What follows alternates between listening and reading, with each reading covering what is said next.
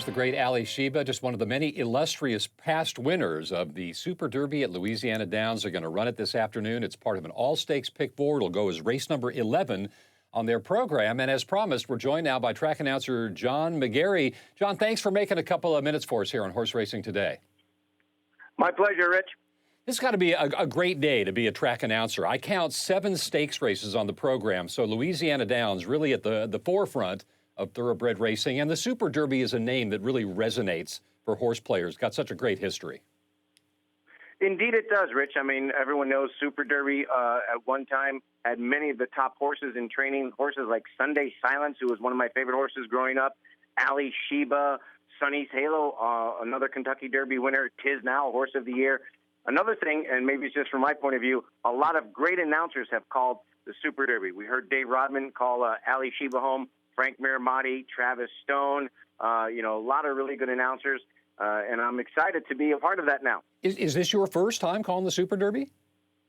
Absolutely. It is my first Super Derby. Of course, I spent a decade at Evangeline Downs, and now I'm up in upstate Louisiana, and I'm calling my first Super Derby. That is very exciting. I did not know that, but congratulations. And, okay, let's start talking about these stakes races. We'll start with race number 8, which is the beginning of this guaranteed pool pick 4. John, as a handicapper, I think that anybody is alive after races 8 and 9 today has already done some good work. These 2-year-old turf stakes races are brutal. You've got so many horses that are stretching out for the first time, and many of them are first-time turf.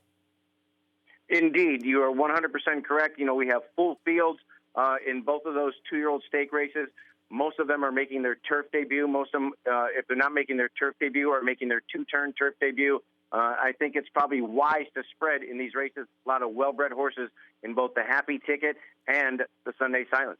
Yeah, I'm looking at the field right now for the Happy Ticket, and I don't believe that any of these horses have had a prior run on the Louisiana Downs turf. We're looking at the field right now. The horse that was drawn on the also eligible list, Angelita, has now been withdrawn, did not draw into the race, and I think she would have been a player had she gotten to go. Absolutely. She would have been. Danny Pish is having another successful season here in Louisiana, and the jockey that was tabbed to ride her, Janice Malone-Stone, of course, is the son of Gerard Malone-Stone, who's well known to horse racing fans. Jansen's a very good rider himself, and he will be riding a horse in this race called Glitter O Prado, who has an excellent distance and turf pedigree, in my opinion. Yeah, I think so too. Let me bounce one horse off you here. I'm gonna buy this race. I'm just giving that away right now. I'm going all to start the pick 4. But one of the horses that caught my eye was the 9-horse Theron, who got way off the pace in her 2-turn debut going on the grass at Lone Star, and then looped that field and won going away. My question, John, is how does Lone Star form translate over to Louisiana Downs in terms of what you've seen thus far? It has translated very well this year, Rich, especially with the close of Lone Star about 5 weeks ago. We've seen a slew of horses that have been making their last couple of starts at Lone Star, and in my opinion, the Lone Star form has held up better than would have been thought. Let's go on to race number 9, named in honor of the great Sunday Silence. This is the 2-year-old male 1-mile turf event. I've put my check mark next to the 5-horse here, Uncle Brenny. Again, this is a grab bag, but Uncle Brenny has had 2 prior starts, both going long on grass at Ellis, ran well in both, and absolutely improved to break his maiden second time out. What do you think of the Ellis form? Well, we've had only a few horses that have run at Ellis this year. One of them won yesterday, called Mike's Halo, made a start in late July at Ellis, has made 2 starts here, was second, and then a winner yesterday. Like I said, we've only had a couple of Ellis Park horses, so I can't say much. I do know the trainer, Brad Cox, is one of the sharpest trainers in Kentucky, and he also has a horse in the Super Derby, of course, in Allied Air War. The number 2 horse in this field, who's 20-1 on the morning line, should have been discreet, actually debuted going long on the grass at Louisiana Downs. Now, the race did not produce a particularly strong buyer figure. Do you think that maiden special weight race that was won by a horse called Mr. Dusty is indicative of the form of the locally based horses? No, I wouldn't say that, Rich. We've only had a very few races for the 2-year-olds that have been on the turf or at a distance of ground. So I wouldn't put too much weight. I believe in buyers very strongly, but I wouldn't put too much weight in this particular instance. 2-year-olds especially improve by leaps and bounds, especially as we get towards the fall of their freshman campaign. All right, let's go on to race number 10, the Unbridled Stakes at a mile into 16 for 3-year-olds and up. Finally, we come to a race that I felt was susceptible to conventional handicapping, and I think that the morning line is dead on here. String King is a very, very sharp racehorse right now.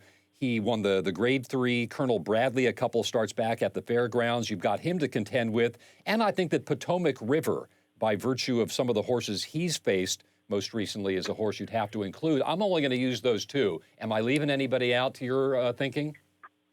Well, I agree with your analysis there, Rich. Obviously String King has the gaudiest credentials, and he was an easy winner here on Louisiana Cup Prelude Day. But I think he's vulnerable. He had an absolute perfect trip. The horses that finished behind him that have come back and run have not run as well as I would have thought. I think Potomac River has a really big chance in here. I also like Alamo Heights, Danny Fish, Jansen Malone Stone, as well as Unbridled Giant. Joey Foster has a big stable and has had a lot of success, especially the last month or so here. And Don Symington, he's second in the standings behind Aramia. He's been doing very well also. All right, let's take a look at the Grade 2 Super Derby, the feature race on the program. Got a field of 7 drawn here, and I couldn't get past the horse on the rail. Prime Engine coming over from Emerald Downs, and I'm sure you don't see a lot of Emerald shippers there at Louisiana Downs. This horse put the blinkers on last time, and it looked to have made a world of difference for him. Absolutely. I feel 100% the same way you do on this horse, Rich. I love Prime Engine today. It's either Prime Engine or the Picket Factor. I think it has to be one of those two horses. Prime Engine, I don't know who he beat at Emerald Downs last time out, but I saw the replay on TVG, and I know he did it the right way. You can't knock a horse for beating who he faced. He won as easy as could be. I know he's trained very well since that time, and I know his trainer is from a long and successful racing family. The Picket Factor is the local hero. He's coming off a win in the Super Derby Prelude last time out. We've also got the second and third place finishers out of that race, but you feel strongly that neither of them, I'm talking about Allied Air Raid or Mobile Bay, neither one of them likely to turn the tables on the Picket Factor?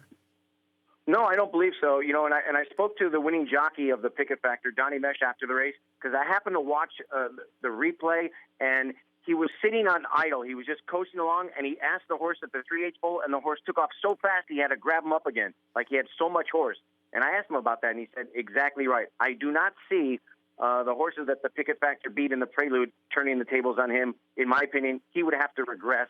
I think it's definitely a two-horse race, Prime Engine or the Picket Factor. All right, we've been talking with John McGary, who's the track announcer at Louisiana Downs. John, good luck today. 7 stakes races on the program, and best of success with your very first of what hopefully will be many Super Derbies. Thanks for taking some time for us this morning. My pleasure. Thank you, Rich. All right, John McGary talking to us from Louisiana Downs. I'm kind of fired up about that sequence, and I like that Emerald horse, that Prime Engine. That horse is a beast in the AM, by the way. Check the work tab on Prime Engine. He was a lights-out sprinter to begin his career. He went 103 and change, breaking his maiden at first asking. He proved he could go 9 furlongs last time out at Emerald. He did not do it wire to wire, so he has the ability to rate off of horses if that's the way it comes up. But the addition of blinkers, I think, made a big difference for that son of Northern Fleet. All day today at Louisiana Downs, you'll get multiple wager rewards points, 3 times points on wagers today at Louisiana Downs, and it's a good card. All those stakes races on the program, TVG and 4NJBets.com.